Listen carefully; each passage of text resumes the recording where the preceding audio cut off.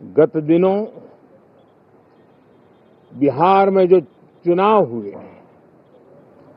उसमें भी मतदान के जो विक्रम हुआ है वो लोकतंत्र की सबसे बड़ी ताकत है।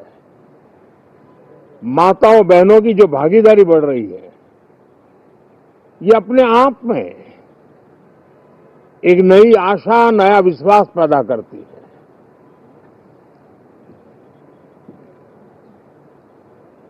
एक तरफ लोकतंत्र की मजबूती और इस लोकतांत्रिक व्यवस्थाओं के भीतर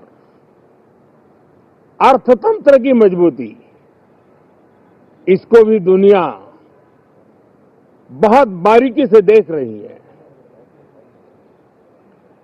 भारत ने सिद्ध कर दिया है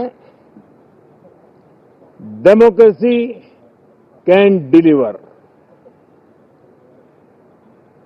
जिस गति से आज भारत की आर्थिक स्थिति नई ऊंचाइयों को प्राप्त कर रही है, विकसित भारत के लक्ष्य की ओर जाने में ये हमें नया विश्वास तो जगाती है, नई ताकत भी देती है।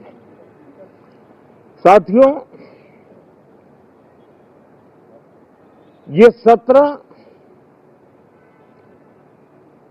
संसद देश के लिए क्या सोच रही है, संसद देश के लिए क्या करना चाहती है, संसद देश के लिए क्या करने वाली है, इन मुद्दों पर केंद्रित होनी चाहिए। विपक्ष भी अपना दायित्व निभाएं, चर्चा में ऐसे मुद्दे उठाएं, मजबूत मुद्दे उठाएं, पराजय के निराशा में से बाहर निकल करके आए। और दुर्भाग्य है कि एक आध दो दल तो ऐसे हैं कि वो पराजय भी नहीं पचा पाते। और मैं सोच रहा था बिहार के नतीजे इतना समय हो गया है तो अब थोड़ा संभल गए होंगे, लेकिन कल जो मैं बयानबाजी सुन रहा हूं उनकी, तो उसे लगता है कि पराजय ने उनको परेशान करके रखा है। लेकिन मेरा सभी दलों से आग्रह है कि शीतकालीन सत्र में पराजय की बौखलाहट का वो मैदान नहीं बनना चाहिए। और ये शीतकालीन सत्र विजय के अहंकार में भी परिवर्तित नहीं होना चाहिए। बहुत ही संतुलित तरीके से, जिम्मेवारी के साथ, जनप्रतिनिधि के रूप में देश की जनता का हमसे जो हमें दायित्व दिया है और हमसे जो अपेक्षाएं हैं उसको संभालते हुए हम आगे के लिए सोचें। जो है उसको कैसे अच्छा कर सकें, अगर बुरा होता है तो उसमें सटीक टिप्पणी कैसे कर सके ताकि देश के नागरिकों का भी ज्ञानवर्धन हो। ये मेहनत का काम जरूर है, लेकिन देश के लिए करना चाहिए। और मैं आशा करता हूं, मेरी एक सबसे बड़ी चिंता रही है पिछले कई लंबे समय से, सदन में जो पहली बार चुन करके आए हैं या जो छोटी आयु के हैं, वैसे सभी दलों के सभी सांसद बहुत परेशान हैं, बहुत दुखी हैं। उन्हें अपने सामर्थ्य का परिचय कराने का अवसर नहीं मिल रहा है, अपने क्षेत्र की समस्याओं की बात बताने का अवसर नहीं दिया जा रहा है। राष्ट्र के विकास की यात्रा में भागीदार बनने के लिए वो अपनी कुछ बात बताना चाहते हैं, उस पर भी रोक लगा दी जा रही है। कोई भी दल हो, हमें किसी को भी हमारी ये नई पीढ़ी के आ रहे नौजवान सांसद पहली बार आए हुए सांसद, उनको अवसर देना चाहिए। उनके अनुभवों का हमें सदन को लाभ मिलना चाहिए। इस नई पीढ़ी के अनुभव सदन के माध्यम से राष्ट्र को भी लाभान्वित करेंगे।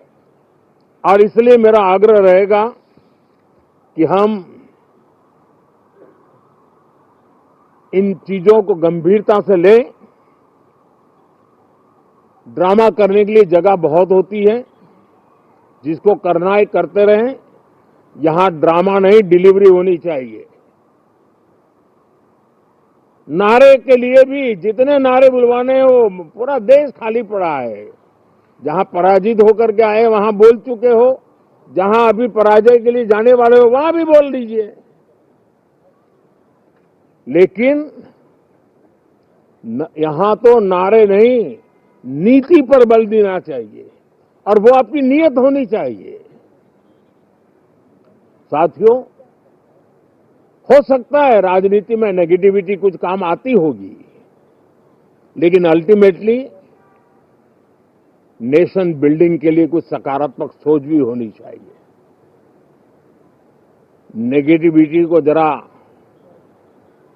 अपनी मर्यादाओं में रख करके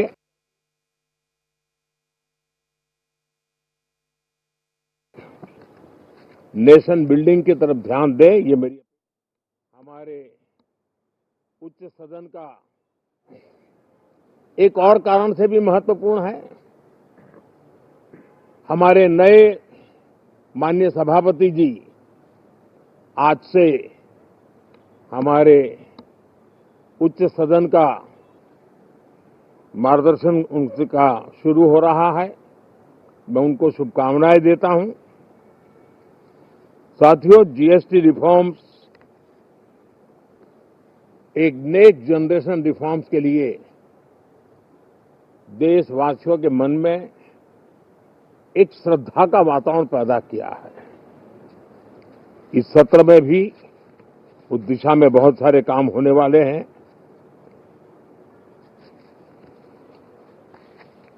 हमारे देश का एक हमारे मीडिया के मित्र कभी अगर एनालिसिस करेंगे तो उनको ध्यान में आएगा कि पिछले कुछ समय से हमारे सदन को या तो चुनावी का वार्मिंग अप के लिए उपयोग किया जा रहा है, या तो पराजय की बौखलाहट करने को निकालने के लिए उपयोग किया जा रहा है।